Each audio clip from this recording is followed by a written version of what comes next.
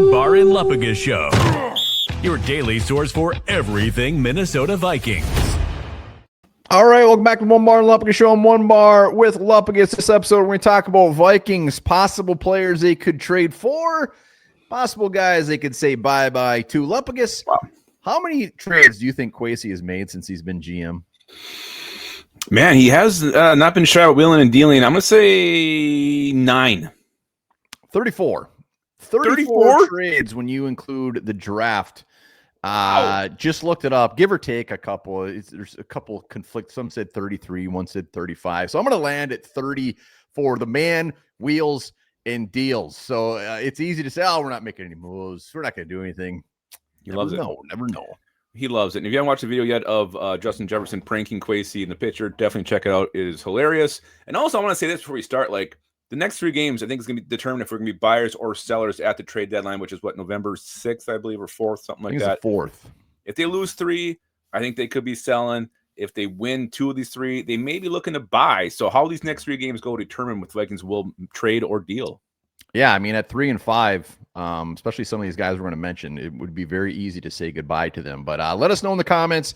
And the guys we're looking at as far as players they could potentially trade for, they didn't just come directly out of our butt. These are guys that are rumored to be moved, and even some around the Vikings. So let's just get into the full list. Guys that could be incoming.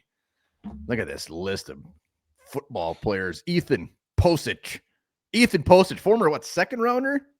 I think he did end up going the second round. Maybe fell early 3rd, but yeah, I know he hasn't graded out very high this year. I think he's 56, both pass and run blocking. But we look at the center position, and we're assuming, we're upgrading on Blake Brandel having one good game. Michael Juergens is coming back. We don't know what Ryan Kelly's future is going to be at this point, but what if Blake Brandel does start this week, and what if he sucks? And then we're going to be right back in that center market.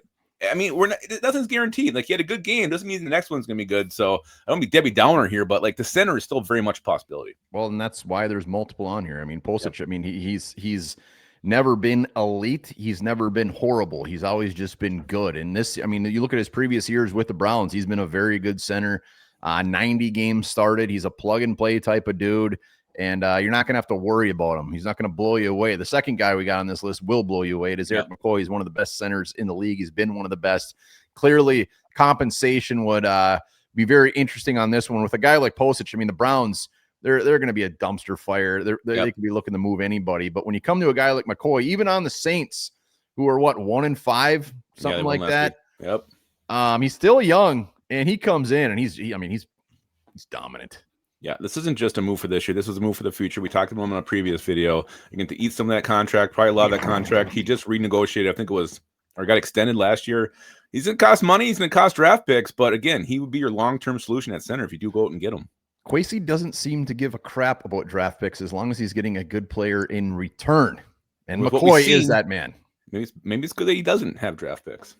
Let's go to the next one. Devin White, linebacker, a guy that has looked to be, he currently is with the Raiders, a guy that's pretty much all over the place as far as teams wanting to trade for depth. Devin White is kind of in the Ivan Pace type mold. Can get after the quarterback. I mean, he had his heyday is back with the Bucks, but he's a liability in coverage. This would be a depth move, maybe a guy that pushes some, but he wouldn't cost much. His completion percentage against was like 70%. So he's actually doing well in this. And then like Demario Davis, who's next on this list, but he's still young. He's only 27 years old. I thought Devin White was going to be like 38. Yeah, no, it seems like he's been in the league forever. And let's go to Demario Davis, a guy who is not young.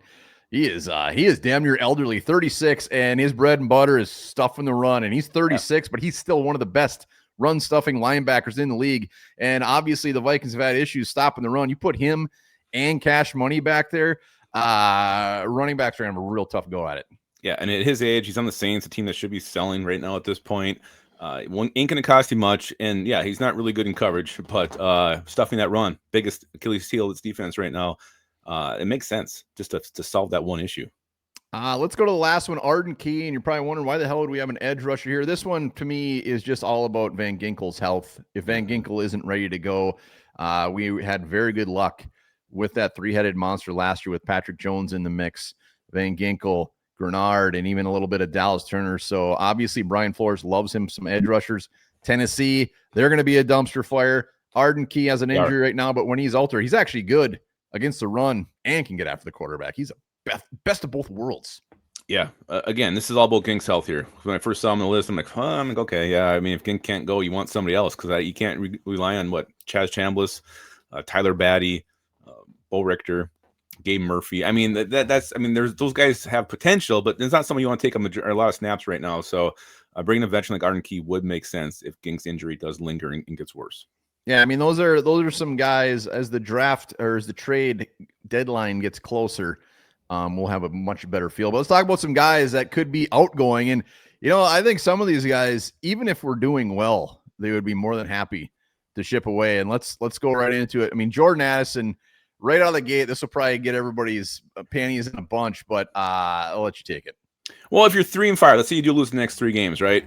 And there's teams that desperately need wide receiver help. The Giants have been rumored to be very aggressive looking for a wide receiver. Buffalo could use a number 1 target, and that's what Jordan Addison would be, a number 1 receiver. Him in Buffalo would be crazy, and he's going to get you the biggest return. Do I want Jordan Addison to leave? No, but looking for a potential first-round pick and maybe more, Jordan Addison's going to net that. Yeah, he got some baggage with him, but the Vikings, has that bugged them enough to where they want to move him? I just think if you're really looking to sell and wants the most bang for your buck, Addison's going to bring that to you. Well, this is the monster trade. I mean, he still has 2 years. He's got 1 year left on his contract in the club option, which obviously they're going to take. So he has 2 years, a guy that would be a number 1 wide receiver on many, many, many, many teams in this league. So you would be getting a big ass return.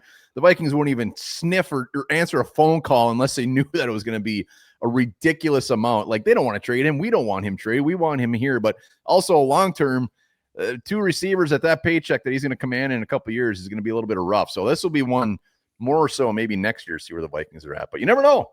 You never know. And also, I mean, if JJ McCarthy is the real deal, I mean, he'll be getting a contract extension in a few years as well. So you got to have room to pay a quarterback if he's your franchise guy. And I don't know how you can invest that money in receivers and then still be able to pay your quarterback down the road. Well, the next receiver, Adam Thielen, love Adam Thielen, love what he's done for this damn Vikings football squad. It was a great story that he came back, but I think they might take a sleeve of saltines for him right now if they could. Yeah, it's about recouping anything. Could you imagine if he came here for his swan song and got shipped out again? It's like Randy Moss. I mean, I'm not comparing Adam Thielen to Randy Moss by any means, but Moss came here, a couple games, didn't work out. We threw a fit in the cafeteria. They didn't like that very much. Yeah, and it's about getting something back. You gave it quite a bit to get him. If you get a 7th-round pick back next year, but the way he's played, the way he's looked, who is going to want him is the question. A team that is absolutely desperate. Right now, he's pushed to wide receiver 4. I hope like 5 weeks down the road, we're thinking like, man, remember when we were so off on Adam Thielen and like, look at what he did. It's so nice that we made that trade. I really hope that happens. Yeah, I hope it happens. Before we talk about TJ Hawkinson, maybe we should talk about Kalshi. Kalshi, football Sunday is right around the corner, and Saturday, college football, not only college football, politics, culture. Kalshi has it all. Yep. Legal in all 50 states, better odds. You're going against real people here. There's no bots making these lines. These are real people, no limits, live trading, flexibility, transparent pricing. You already mentioned beyond the NFL, politics, pop culture, all kinds of stuff. And obviously, I always like to tend to go to the football, but $10 free when you sign up with promo code Onebar and you trade 100, $10 free from Kalshi. Yeah, and right now the Vikings, I was trying to pull it up. I think the Vikings are at like 46%. Yeah, so it's pretty close. It's pretty close. A lot of other NFC North games. The Bears are going against the Saints. Packers going against the Packers. Packers going against the Cardinals.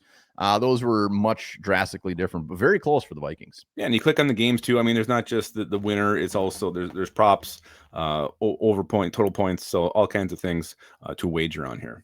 Yeah, hit it up. Use the promo code Onebar. Let's talk about these last couple guys that could be outgoing. TJ Hawkinson. What's his we would have to be out. Yeah, but is he coming back next year? Are they going to restructure him? He's owed a lot of money next year. I don't know what the Vikings are going to do there. He's kind of those guys who's just, I think his best years are behind him here, and they got to make a decision if they're going to keep him or not. And maybe you get something for him now. Again, like you said, if you lose the next 2 of the next 3, then maybe look at moving him. But guy, I really don't want to trade. But if we did lose the next 3, then I'd be all for it. Yeah, I mean, his contract is going to be an issue. He actually has been showing up the last couple of games. He's been playing well. So we'll keep our eyes and peepers on Hawkins. But I don't want him to go anywhere. I mean, we're all in. Let's go. Last guy, Jonathan Allen. I'm kind of impartial on this one. If you trade him, you're probably not going to get a ton. Also, if you trade him, I mean, it must be like the Ingram Dawkins show from there on out. So I don't know. I mean, I hope he sticks around as well. But like I said, if the wheels fall off, move him. No, it's to me, it's just what you got with the young guys. Tid, Levi Drake Rodriguez, those guys stepping in and coming up and playing well when they do get their name called. Evan Williams, I mean, he's another guy you can throw up in there and use. So you have some young guys who you can replace him and get similar production from Jonathan Allen, what he's done so far. I still think he's going to have some big games for us, but just a name to put out there and just see. Maybe you get something for him. Well, I mean, and then a team that is in the mix of things and are looking for just depth, a rotational piece, a guy that can just go get after the quarterback, Jonathan Allen would be very appealing. He doesn't have to play a ton of snaps a game. He's just in those very specific pass rushing type snappers. Yeah, so those are names we could trade for and names that we could say goodbye to. Again, will it happen? I don't know. I think we'll know more in a couple of weeks to have a better idea if Vikings are going to buy or sell. Hey, one thing, I'd be very surprised if there isn't any sort of move, just knowing Kwesi, whether it's just a tiny little move, just something crazy. I think he just gets off on trading. I feel like he's made a move every single trade deadline. Has he not? By his statistic of 35 trades, he's made a move every damn month, pretty much. Wow. Well, he does love it. He loves it. Wheeling and dealing. That's what he does. Let Kwesi Wheeling and dealing. Hit up Kalshi. We'll be here all damn weekend talking Vikings. Let us know in the comments how you're feeling. Remember this, eating noodles 2 to 3 times per week has been linked to a higher risk of heart disease, stroke, and diabetes. I ate a